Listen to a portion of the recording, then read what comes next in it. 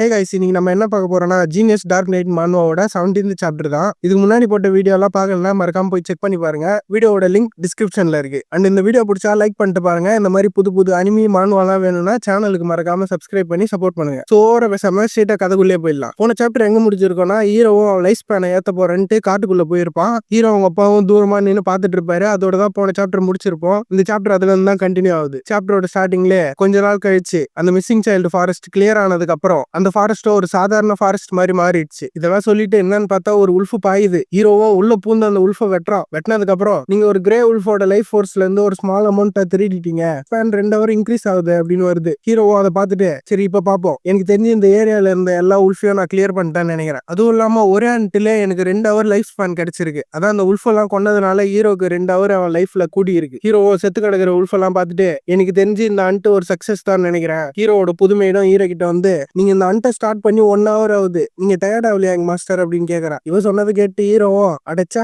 நான் hour of genius activate பண்ணாததுனால இந்த hunt எனக்கு தெரிஞ்சதோட ரொம்ப நேரம் போயிடுச்சு. அப்ப ஹண்ட்டுக்கு 1 ஹவர் போயிருக்குன்னா எனக்கு தெரிஞ்சு என் லைஃப் ஸ்பேன்ல நான் 1 ஹவர் தான் இன்க்ரீஸ் பண்ணிக்கிறேன். எனக்கு தெரிஞ்சு இந்த கால்குலேஷன் ஒன்றும் நான் நினைச்ச மாதிரி போல. ஏன்னா நான் நினைக்கிறப்பெல்லாம் என்னால இங்க இருக்கிற மான்ஸ்டருங்களை கொல்ல முடியாது. அதுதான் இங்க இருக்கிற முக்கியமான விஷயமே. ஆனா எனக்கு தெரிஞ்சு இங்க இருக்கிற மான்ஸ்டர் நான் கொன்னதுனால இந்த இடத்துல கைவிட்டு என்ற அளவுக்கு தான் இங்க மான்ஸ்டரே இருக்கு. என்னன்னு பார்த்தா இந்த காட்டுல இருக்கிற முக்காவாசி மான்ஸ்டர் ஹீரோ கொண்டு இருக்கான். சொல்ல போனா கொஞ்ச நாளாவே நான் இங்க ஹண்டிங் வந்துட்டு இருக்கேன். எனக்கு தெரிஞ்சு இங்க இருக்கிற முக்காவாசி மான்ஸ்டரை நான் கொண்டிருப்பேன். இது இப்படியே போச்சுன்னா சீக்கிரமா என் லைஃப் ஸ்பேனை ஏத்தணும்ன்ற என்னோட பிளான் மொத்தமா வேஸ்ட் ஆயிடும். ஹீரோ இதெல்லாம் மனசுள்ளே யோசிச்சு அந்த பச்சை மண்டியை பார்த்து இப்பெல்லாம் இந்த இடத்துல நிறைய மான்ஸ்டர் வர்றதில்ல, இது ஒரு பெரிய பிரச்சனையா இருக்கு போகுது. ஹீரோ இப்படி சொன்னோடனே பச்சை மண்டியா என்னால இப்ப நீங்க சொன்னதை நம்ப முடியல. மான்ஸ்டர் இல்லாதது ஒரு பிரச்சனையா?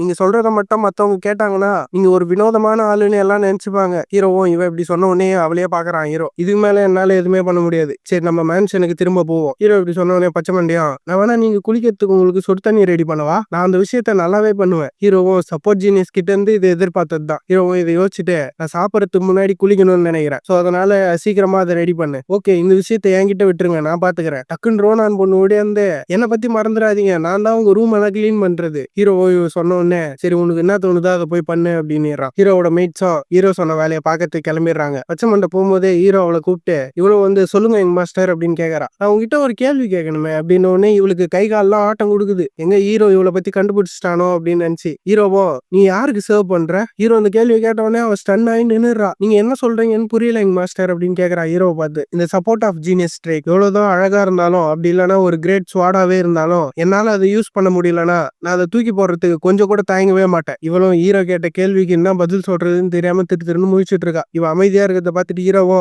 அப்ப இதுதான் உன் பதிலா? இவ டப்புன்னு பதறனு நான் இன்னும் என் ஆன்சரை சொல்லவே இல்லை அப்படின்னு சொல்லிட்டு யங் மாஸ்டர் அப்படின்னு ஏதோ சொல்ல வரா. ஹீரோவோ எனக்கு தெரியும் நீ என்ன பதில் சொல்ல போறேன்னு, நான் இதுக்கு மேலேயும் உன்னை விசாரிக்க விரும்பல. சொல்ல போனா நான் உனக்கு தேங்க்ஸ் தான் சொல்லணும், அட்லீஸ்ட் என்கிட்ட பொய்யாச்சு சொல்லாம இருந்தியே. ஹீரோக்கு எல்லாம் தெரிஞ்சிச்சுன்ன உடனே இவளுக்கு அப்படியே உடம்பே அதிருது. நீ யாருக்கு சர்வ் பண்ணாலும் சரி நான் உன்னை ஏன் ஆள்ல ஒருத்தரா தான் பாப்பேன். ஹீரோவும் அங்க இருந்து கிளம்பி போகும்போது உனக்கு எதனா என்கிட்ட தேவைப்பட்டுச்சுன்னா உன்னால எந்த அளவுக்கு யூஸ் பண்ண முடியுமோ என்னை யூஸ் பண்ணிக்கோ, நான் உங்ககிட்ட சொல்லணும்னு நினைச்சது எல்லாமே அவ்வளவுதான் அப்படின்ட்டு அங்க இருந்து கிளம்புறான். எங்க 2 பேருக்குள்ளயும் மியூச்சுவலா ஒரு ட்ரஸ்ட் இருக்கிறது, நாங்க 2 பேரும் மாத்தி மாத்தி யூஸ் பண்ணிக்கிட்டாலும் யாருக்கும் எந்த பிரச்சனையும் இருக்காதுன்னு நினைக்கிறேன். இப்படிப்பட்ட ஒரு ரிலேஷன்ஷிப் தான் நான் அவ கூட வச்சிருக்கேன். அப்படியே கட் பண்ணி நைட்டு தான் காட்டுறாங்க. அந்த ரோனான் பொண்ணும் அவ்வளவுதானா யங் மாஸ்டர் உங்ககிட்ட அதுக்கு மேல எதுவும் சொல்லியா? நான் என்ன நினைச்சேன்னா நீ மட்டும் என் கூட ஓடலனா அதுல என்ன ஃபன் இருக்கு எனக்கு ட்ரைனிங் எடுக்கும் போது அப்படின்னு சொல்லுவாருன்னு. நான் ஹீரோ ஃபர்ஸ்ட் ட்ரைனிங் எடுக்கும் போது இந்த ரோனான் பொண்ணை கூடயே ஓட விட்டுருப்பான்ல, அதை ஞாபகம் வச்சுதான் இவ கத்திட்டு இருக்கா. நாங்க எப்பெல்லாம் ட்ரைனிங் எடுத்தோமோ அப்பெல்லாம் அவர் என்ன ரொம்ப வச்சு செஞ்சாரு, நீ அதுக்கு ஒத்துக்கிறதானே அப்படின்னோடனே அவளும் ஆமான்றா. அவளும் ஜன்னலை பார்த்து ரூமர் எல்லாம் சொல்லுது யங் மாஸ்டர் நாக்ஸ் ரொம்ப மாறிட்டாருன்னு. நான் லொவிலா ஃபேமிலியில இருக்கும்போது அவரை பத்தி நிறைய கேள்விப்பட்டிருக்கேன். அப்ப நான் என்ன நினைச்சேன்னா இதெல்லாம் வெறும் ரூமர்ஸ் தான், யாரோ கம்பி கட்டி விட்டுருக்காங்க அப்படின்னு. ஒருத்தர் இந்த அளவுக்கு மாறுறதுன்றது அது ரொம்பவே ரேரான விஷயம். ஆனா இங்க இருக்கவங்க எல்லாம் என்ன சொல்றாங்கன்னா அவரோட ட்வின் பிரதர்ஸ அவர் ஒரே ஸ்விங்ல தோக்கடிச்சாருன்னு, அவர் அப்படிதான் அந்த அகாடமி உள்ள போறதுக்கு பர்மிஷனும் வாங்கினாருன்னு. அண்ட் அதுவும் இல்லாம அவர் அதை பண்ணி தான் இந்த ஃபேமிலியில நானும் ஒரு ஆள் நிரூபிச்சாரு. யோசிச்சு பார்த்தா அவர் என்னோடவே ரொம்ப டிஃப்ரெண்டான ஒரு ஆள். ஒரு லீஜிமெட் சக்சஸரா இருந்துமே என் ஃபேமிலியில இருந்து நான் கீழே தள்ளப்பட்டேன் அப்படின்னு இதெல்லாம் யோசிச்சுட்டு அவ பெண்டன்ட்ட பார்த்துட்டு யங் மாஸ்டர் என்கிட்ட இன்னைக்கு என்ன சொன்னாரு, ஹீரோ சொல்லியிருப்பான்ல உன்னால எந்த அளவுக்கு யூஸ் பண்ண முடியுதோ என்ன யூஸ் பண்ணிக்கோன்னு, அதை தான் யோசிக்கிறா. அவர் எதை மீன் பண்ணி அதை சொல்லி இருப்பாரு. இவ இதெல்லாம் யோசிச்சுட்டு ஏதோ லெட்டர் மாதிரி எழுதிட்டு இருக்கா. அப்படியே கொஞ்ச நேரம் கழிச்சு தான் காட்டுறாங்க இந்த நாக்ஸோட ஃபேமிலியிலேயே நிறைய ப்ரூஃபே இல்லாத ரூமர் சீக்கிரமாவே பரவ ஆரம்பிச்சுது. அந்த ரூமர் எல்லாம் என்ன சொல்லுச்சுன்னா டிஜிட்ரி அவ ஃபேமிலியில இருந்து வெளியேற்றப்பட்ட ஒரு பொண்ணு, அதுவும் இல்லாம அவ இந்த ஃபேமிலியில ஒரு மெய்டா வேலை செய்யறதுக்கு கூட அவளுக்கு எந்த ஒரு தகுதியுமே கிடையாது. இதெல்லாம் சொல்லி முடிச்சு அந்த பச்சை மண்டையை தான் காட்டுறாங்க. அவ கையிலேயே ஏதோ ஒரு லெட்டர் இருக்கு. அந்த லெட்டர்ல என்ன போட்டிருக்குன்னா, நீ ஃபேமிலி ஹெட்டா இருக்கிறதுக்கு உனக்கு தகுதியே கிடையாது. அதுவும் இல்லாம உன் குடும்பத்தையே வித்த ஒரு ஆள் நீ பண்ண தப்புக்கு எல்லாம் உனக்கு தண்டனை கண்டிப்பா கிடைக்கும். இந்த குடும்பத்துல இதுக்கப்புறமும் நீ டைரக்ட் டிசனன்ட்னு சொல்றதுக்கு உனக்கு எந்த ஒரு தகுதியுமே கிடையாது. இதெல்லாம் பார்த்துட்டு அவளும் எனக்கு தெரிஞ்சு நான் ரொம்ப நாள் இந்த இடத்துலயே இருந்துடலாம்னு நினைச்சேன். இதை பார்த்தா என்னால இந்த இடத்துலயே இருக்க முடியாது போலயே. எப்படியோ நான் இந்த விஷயம் நடக்கும்னு எதிர்பார்த்தது தான். இந்த நாக்ஸோட ஃபேமிலி டார்க் ஃபேமிலியே one of the top family. இது என்னதான் இருந்தாலும் எதை பத்தியும் கவலைப்படாத ஒரு பையனுக்கு நான் ஒரு மெய்டா யூஸ் பண்ணப்படுற ஒரு ஆள் தானே. நான் ஒரு காமனர், என் குடும்பத்தை தொலைச்ச ஒரு காமனர். அவருக்கு மெய்டா இருக்கிறதுக்கு எனக்கு எந்த ஒரு தகுதியுமே இல்லை. எனக்கு தெரிஞ்சு இன்னும் கொஞ்ச நாள்லயே இங்க இருந்து என்ன வேலையை விட்டு துரத்திடுவாங்கன்னு நினைக்கிறேன். அப்படி பார்த்தா நான் வேற யாரோ ஒருத்தருக்கு இன்னும் கொஞ்ச நாள்லயே சேவ் பண்ண போறேன். இவ்வளவு கஷ்டத்தையும் மனசுக்குள்ளேயே நினைச்சிட்டு எதுவுமே நடக்காத மாதிரி கதவு திறந்து ஹாய் கைஸ் அப்படின்றா. உள்ள இருக்க மெய்டு யாருமே எந்த ஒரு ரிப்ளையுமே தராததுனால இவ்வளோ எனக்கு தெரிஞ்சு இவங்க எல்லாருமே அந்த ரூமர்ஸை கேள்விப்பட்டாங்கன்னு நினைக்கிறேன். எனக்கு இதை பத்தி எந்த ஒரு கவலையுமே இல்லை. ஏன்னா இந்த மாதிரி பார்வைங்களை நான் நிறைய தடவை பார்த்திருக்கேன். இவ இப்படி எல்லாமே முடிஞ்சிடுச்சு அப்படின்னு நின்றுட்டு இருக்கும் போது சைட்ல டிஜிட்ரி அப்படின்னு யாரோ கூப்பிடுறாங்க. நான் திரும்பி பார்த்தா அந்த ரோனான் பொண்ணு தான் ஒடியாரா. வந்தா அவளோ நான் உன்னை எல்லா இடத்துலயும் தேடிட்டு இருந்தேன், நீ எங்க போன அப்படின்னு இவ பக்கத்துல வந்து ரொம்ப ஜாலியா பேசுறா. அதை பார்த்துட்டு இவளும் எனக்கு தெரிஞ்சு ரோனான் இந்த ரூமர்ஸ் எல்லாம் இன்னும் கேள்விப்படலன்னு நினைக்கிறேன். இவ இப்படி நிக்கும் போதே ரோனானோ அவ கையை பிடிச்சு வா போலாம் அப்படின்ட்டு எங்கேயோ வலிச்சிட்டு போறா. இவ இப்படி கையை பிடிக்கிறத பார்த்துட்டு பச்சை மண்டியும் இவ என்ன வெறுப்பேத்தணும்னு இதெல்லாம் பண்ணிட்டு இருக்காளா, அப்படி இல்லைன்னா உண்மையிலேயே அவ என்ன ஒரு ஃப்ரெண்டா மதிக்கிறாளா? என்னவா இருந்தாலும் சரி, எனக்கு தெரிஞ்சு அவ இப்ப முட்டாள்தனமா தான் பண்ணிட்டு இருக்கா. நான், ரோனான், யங் மாஸ்டர் நாக்ஸ், நாங்க 3 பேருமே முட்டாள்தனமான விஷயத்த தான் பண்ணிட்டு இருக்கோம். அப்படியே கட் பண்ணி ஹீரோட ரூம்ல தான் காட்டுறாங்க. ஹீரோக்கு ஏதோ லெட்டர் வந்திருக்கு போல. ஹீரோவும் அதெல்லாம் பார்த்துட்டு இந்த விஷயம் இவ்வளவு சீக்கிரமா முடிய போதா? எனக்கு தெரிஞ்சு டிஜிட்ரிக்கு மட்டும் இல்ல, தியோக்கும் இந்த லெட்டர் போயிருக்கும்னு நான் நினைக்கிறேன். பச்சைமண்டா அவங்க அப்பா மேல போட்டிருக்க எல்லா கேஸுமே பொய்யான விஷயம்னு எனக்கு நல்லாவே தெரியும். ஆனா எனக்கு நல்லாவே தெரியும் என்னால அவளுக்கு உதவி பண்ண முடியாதுன்னு. அவ ஒருத்தி உயிரை காப்பாத்துறதுனால மட்டும் எந்த விஷயமும் ஸ்டோரியில மாறாதுன்னு நினைக்கிறேன். ஹீரோ இப்படி யோசிச்சுட்டு இருக்கும் போது இந்த இடத்துல இந்த சாப்டர் முடிச்சிடறாங்க.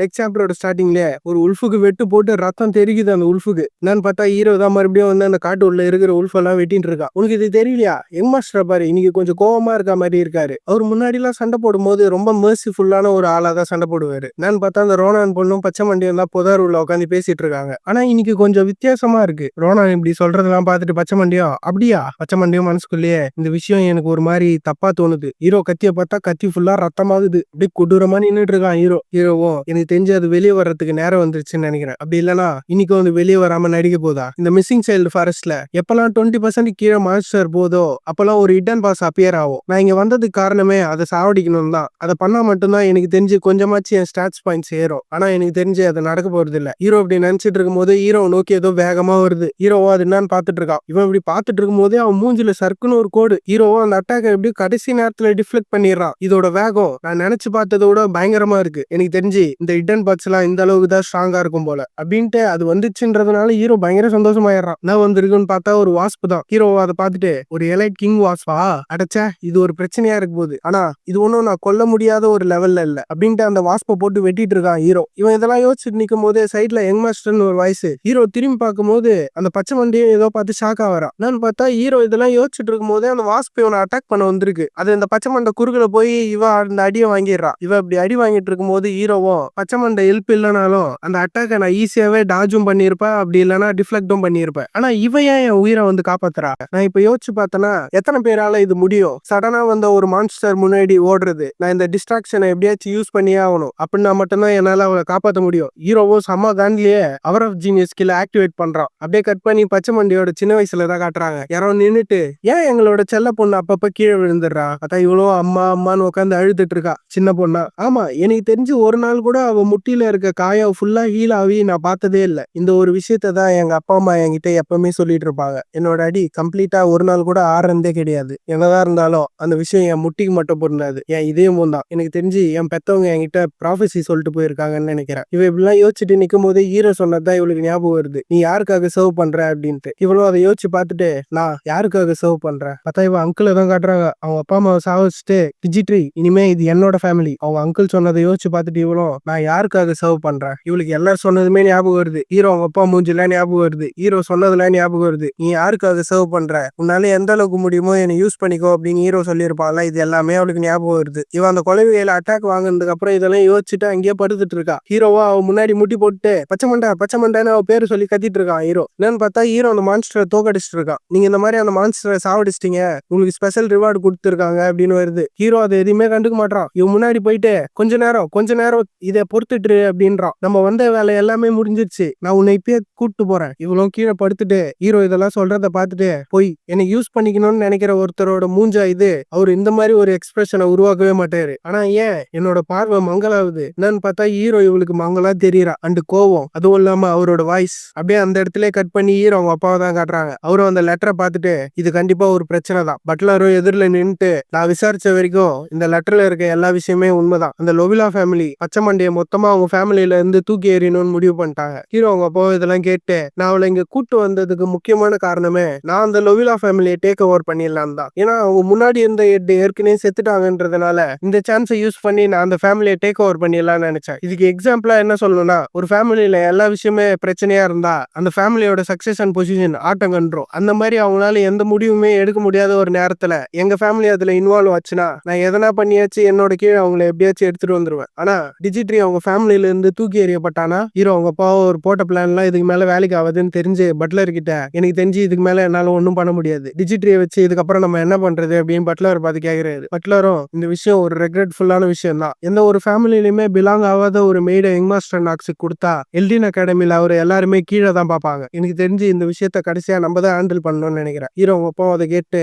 நானும் அதே விஷயத்த தான் யோசிக்கிறேன். இவங்க இப்படி பேசிட்டு இருக்கும் போதே சடனா யாரோ வந்து சார்ன்ட்டு கதவு திறக்கிறாங்க. பட்லர் அவனை பார்த்து எதுக்கு எந்த ஒரு பெர்மிஷனுமே இல்லாம கதவு திறந்துட்டு இப்படி உள்ள வர அப்படின்னு கேட்கறாரு. அதை கேட்டாவனும் ஐயா என்ன மன்னிச்சிருங்க, யங் மாஸ்டர் நாக்ஸ் அன்டாப்பா அடிப்பட்ட ஒரு மெய்டை தூக்கிட்டு வந்திருக்காரு. அந்த மெய்டு பாய்சன் ஆயிருக்காங்க, அதுவும் இல்லாம ரொம்ப கிரிட்டிக்கலான ஸ்டேட்ல இருக்காங்க. அதுவும் இல்லாம யங் மாஸ்டர் நாக்ஸ் பர்மிஷனே இல்லாம ரொம்ப எக்ஸ்பென்சிவான ஒரு ஆன்டிடோட் யூஸ் பண்ணிட்டாரு. அது சொல்றதுக்கு தான் நான் இங்க வந்தேன். என்கிட்ட எப்படி மட்டும் சொல்லாத, ஒரு மேண்ட்ராக்கி பியூரிஃபைங் பொசிஷனை யூஸ் பண்ணிட்டாருன்னு. அவனும் அதை கேட்டு ஆமா சார் அவர் அதை தான் யூஸ் பண்ணிட்டாரு. பட்லரும் தலையிலே அடிச்சுக்கிறாரு. நீ சொன்ன மாதிரி அது ரொம்பவே எக்ஸ்பென்சிவான ஒரு விஷயம் தான். ஹீரோ அவங்க அப்பாவும் மனசுக்குள்ளேயே அவன் என்ன அந்த மெய்டு கூட அவ்வளவு சீக்கிரம் அட்டாச் ஆயிட்டானா, யாருக்குமே தெரியாது. ஒருத்தர் மேல பர்சனல் ஃபீலிங்ஸ் வந்துச்சுன்னா அதோட முடிவு எப்படி இருக்கும்னு. அப்படியே கட் பண்ணி ஹாஸ்பிட்டல தான் காட்டுறாங்க. உள்ள யாரோ டிஜிட்ரின்னு கத்திட்டு இருக்காங்க. யாருன்னு பார்த்தா அந்த ரோனான் பொண்ணு தான் கத்திட்டு இருக்கா. எழுந்துருன்ட்டு இவளும் பொறுமையா கண்ணை திறந்து பாக்குறா. இவ கண்ணை திறந்ததை பார்த்த உடனே ரோனானோ நீ எழுந்ததுல எனக்கு ரொம்ப சந்தோஷம் அப்படின்றா. எழுந்த இவளும் அறபோது இல்லையே எனக்கு என்ன ஆச்சு, யங் மாஸ்டர் நாக்ஸ் சேஃபா இருக்காரா, நான் அந்த விஷயத்த ஏன் அப்ப பண்ணேன். இவ இப்படி யோசிச்சுட்டு இருக்கும் போதே ரோனானோ யங் மாஸ்டர் நாக்ஸ் ஒரு ஆன்டிடோட் யூஸ் பண்ணி தான் உன்னை காப்பாத்தினாரு, அது ஏதோ மேண்ட்ரிக்கி அப்படின்னாங்க. அவர் அதை தான் உனக்கு யூஸ் பண்ணாரு. எனக்கு தெரிஞ்சு அது ரொம்ப நல்ல விஷயமா போச்சு. முதல்ல அந்த டாக்டர் அதை யூஸ் பண்ண மாட்டேன்னு தான் சொன்னாரு. ஆனா யங் மாஸ்டர் அதை பத்தி சுத்தமா கண்டுக்கவே இல்லை. அவர் அந்த டாக்டர் கிட்ட நீ மட்டும் இதை இவன் மேல யூஸ் பண்ணலனா நான் உன்னை இங்கே கொன்றுவேன் அப்படின்னு மிரட்டினாரு. எனக்கு தெரிஞ்சு எதை பத்தியும் கவலைப்படாத அவரோட பர்சனாலிட்டி இன்னமும் அவர்கிட்ட தான் இருக்குன்னு நினைக்கிறேன். இவனும் இப்படி சொல்லிட்டு இருக்கும் போதே பச்சை மண்டியும் மேண்ட்ரிக்கியா அவர் ஏன் இந்த விஷயத்த பண்ணாரு, ஆனா அவர் என்ன யூஸ் பண்ணிக்க போறேன்னு மட்டும் தானே என்கிட்ட சொன்னாரு. இவ இப்படி யோசிச்சுட்டு இருக்கும் போதே ரோனானோ நீ இன்னும் கொஞ்ச நேரம் ரெஸ்ட் எடுக்கணும், இல்லனா அடிலாம். இவ இப்படி சொல்ல வரும்போதே பச்சை மண்டியும் யங் மாஸ்டர் இப்ப எங்க இருக்காரு அப்படின்னு கேக்குறா. ஒரு சாம்பர்லியான பார்க்க போறேன்ட்டு போனாரு, நீ எழுந்த உடனே அந்த விஷயத்த வந்து அவர்கிட்ட சொல்ல சொன்னாரு. ரோனானோ இதெல்லாம் சொல்லிட்டு நான் இன்னும் கொஞ்ச நேரத்துல வந்துடுறேன் அப்படின்ட்டு வெளியே போறான். ரோனானோ அந்த ரூம்ல இருந்து போனதுக்கு அப்புறம் பச்சை மண்டியோ பெட்ல இருந்து பொறுமையா எழுந்து அவ சூட் கேஸ திறந்து அதுல ட்ரெஸ் புக் எல்லாம் எடுத்து வைக்கிறா. வச்சுட்டு இவளும் இதுக்கப்புறமும் நான் இங்க இருக்க வேண்டிய ஆள் கிடையாது, உண்மையை சொல்ல போனோம்னா எனக்கு நல்லாவே தெரியும் எந்த இடத்துலயுமே எனக்கு தகுதியே கிடையாது இருக்கிறதுக்கு. இவ்வளவு இதெல்லாம் மனசு உள்ளே யோசிச்சு சோகமா